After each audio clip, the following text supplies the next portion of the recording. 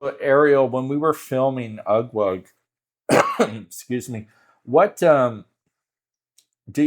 do you remember acting with that big green head, and like what was going through your mind as you're trying to deliver a real soft emotional line, and this fluorescent green head is like 6 inches from your face?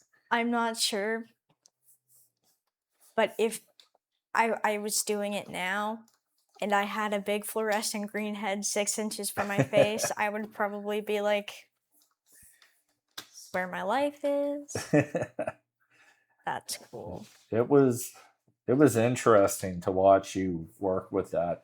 It was even more interesting to watch Mom work with it, because there's a scene in the film where she falls backwards on the beach, and she actually delivered a very, very believable attempt, considering she'd never acted before and we were asking her to fall on a beach and act scared and scream.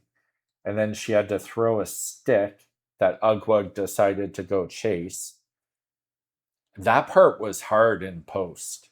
That was hard to figure out Mm. how to make that meld together as best I could. And again, we didn't have any budget. So like the people I know now that could have helped me out a lot on that, I couldn't afford to hire them.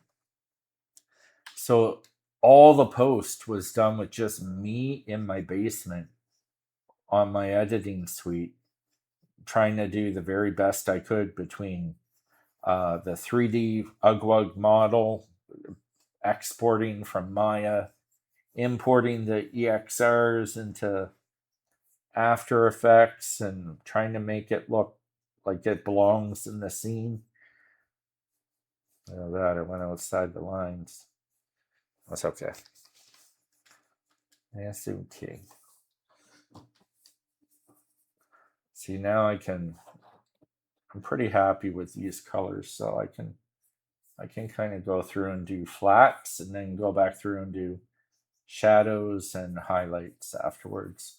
And that's when I put in my little texture lines in there too, uh, like rock and sandy texture and whatnot. So,